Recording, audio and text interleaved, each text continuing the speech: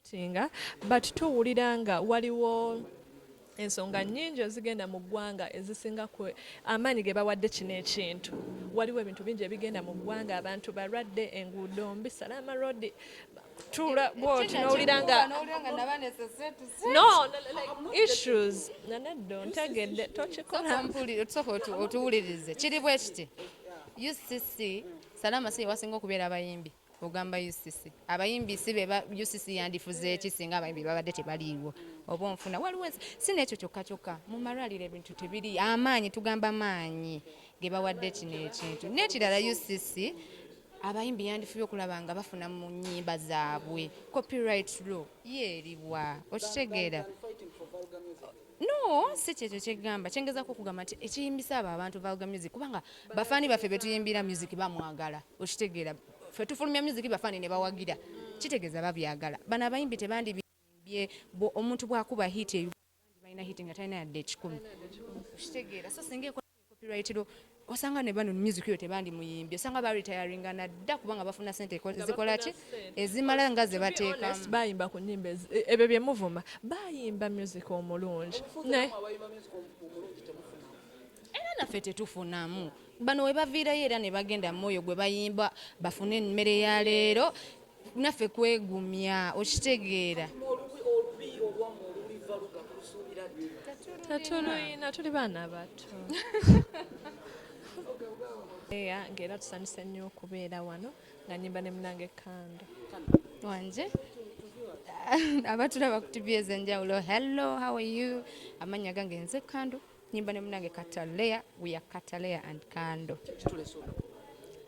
olunaku lwaleero ebintu bingi ebituleese naye ekisookera ddala tuzze okujaguzaamu nammwe ne bafaani baffe okuba nga tutuuse ku milestone eno tulina experience eno bagita experience Uganda bwe tugenda okutambulira ne bafaani baffe nga tugenda in different destinations mu Uganda ebifo ebyenjawulo mu Uganda abantu abasinga mu Kampala osobola mugamba Uganda kyeki ng'amanyi Kampala twagala tutambule ne bafaani baffe abalungi ne waba faani waffe nga wamuyimbi mulala tugende mu different regions of Uganda tunyumirwe tulambule tumanye Uganda efaanana etya Uganda kyeki tulambule tumanye kino kitegeeza kino kiriwa ate tumale nga tubawo omuziki after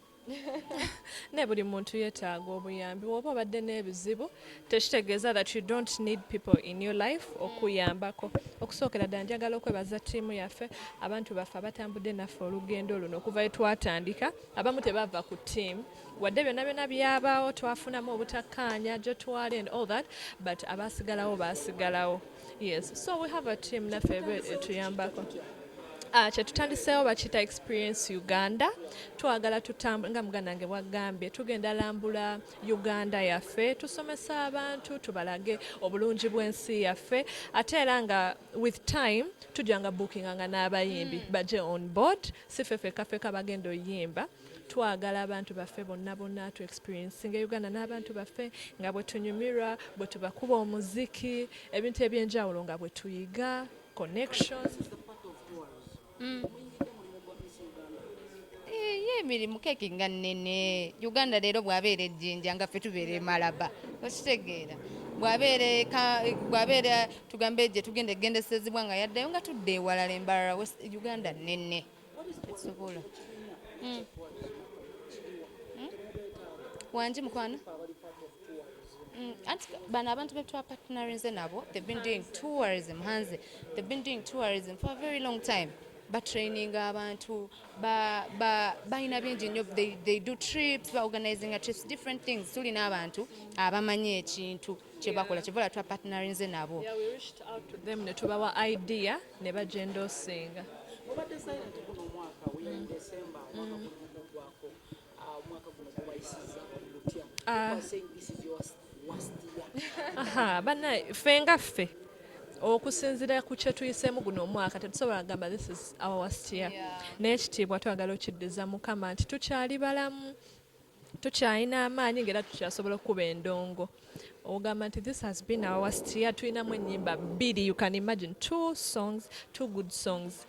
Mukama tabadde w'amaanyi ng'ennyimba zonna abantu bazimanyi ng'era bazaagadde. Kwegamba we can't complain. N'ekirala kukya it was too painful. Sisobola na kuginnyonnyola pain eyo bwe njiddamu njagga kaaba wano. But nebaza Katonda yatuwa strength, amaanyi. Ne nebaza ne ttiimu yaffe ekola ennyo okulaba nga tusigalako kubanga bingi ebyagenda mu maaso. Company eno gye tupartnerinze nayo Hanze Group erina companies endala under it. And mwezo companies ezo wansi balina Wyatt ekola different things, balina saloon, balina restaurant, balina ebbaala, balina residence. Ng'ebintu ebyo byonna twafuuse ba ambassador baabyo. Banaye bwe tugamba nti this has been our worst year bannange tuba kale it had bad things in it naye ate gutuzimbe ne gutuleetera okuba nti tuli wano we tuli. We are grateful. Management eri abastopping okuyimba ennyimba ziri according to the public. How far is it? Are you allowing people to sing as a nyimba? Ennyimba naye zaffe amaloboozi gaffe. Tosobola yimba muziki waffe. Kitegeera ebyo byonna twabiyitamu, but we wouldn't want to go back there because byonna biri sorted. Right now tuli mu celebrating a Kataleya candle milestone eno gye tufunye. We want to simanyi, we're so happy, we don't want to go back. What is your reaction about that? My reaction about tuli bulungi, everything is done. Ye mukwano nkuyimbiremu? No, I mean it's Eno nayo siteegi omanyi abantu abagenda otulaba zibambi tuziyimba byaggwa ebyo byonna buli kimu kyaggwa era otulabye wano eno ttiimu ogirabye buli kimu kyaggwa. We are okay. Tuli mu Kataleya candle K&K music. Yes. Yeah. Yes. Okay. Uganda ebadde mu UCC every yesterday and they commented about Baluga music. You are in the industry. Yeah. What is your point about this? Music omubi abadde alina engeri gy'abakosa mu ng'abayimba obulungi. Okusookera ddala supporting, it's not right kubanga really abaana b'ennaku zino balina obwongo bakula mangu bakwata mangu and all that, but we don't supporting, but tuwulira nga waliwo ensonga nnyingi ezigenda mu ggwanga ezisinga amaanyi ge bawadde kino ekintu. Waliwo ebintu bingi ebigenda mu ggwanga, abantu balwadde, enguudo mbi, Salama Road tula bwoti n'owulira nga no like issues naneddo ntegedde tokikola otusooka otuwulirize kiri bwe kiti UCC Salama si wasinga okubeera abayimbi ogamba UCC abayimbi si be UCC yandifuze eki singa abayimbi babadde tebaliiwo oba onfuna waliwo si n'ekyo kyokka mu malwaliro ebintu tebiri amaanyi tugamba amaanyi ge bawadde kino ekintu n'ekirala UCC abayimbi yandifubye okulaba nga bafuna mu nnyimba zaabwe copyright law yeeriwa okitegeera. No, si kyekyo kyegamba kyengezaako okugamba nti ekiyimbisa abo abantu Baluga music kubanga bafaani baffe betuyimbira music bamwagala okitegeera ffe tufulumya music bafaani ne bawagira kitegeeza babyagala. Bano abayimbi tebandibiyimbye omuntu bw'akuba hit eyo balina hit nga talina yadde 10 okitegeera so singa ekola copyright law osanga ne bano music yo tebandi muyimbye osanga ba retiringa nadda kubanga bafuna sente zikola ki ezimala nga ze bateekamu. Bayimba ku nnyimba ebyo bye muvuma bayimba music omulungi era naffe tetufunamu bano we baviirayo era ne bagenda mwoyo gwe bayimba bafune emmere ya leero naffe kwegumya okitegeera. Tetulina tuli baana bato.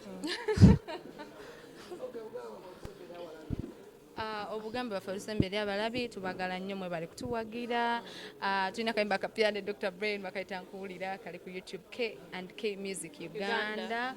Twagala okuba wishingira omulungi omwaka omulungi and a merry Christmas. Kyagala ne famire yo nyumirwa mweyagale. Omwaka gwe gubeeredde omubi, let's try next year. Gwe gubeeredde omulungi, amiina. Thank you.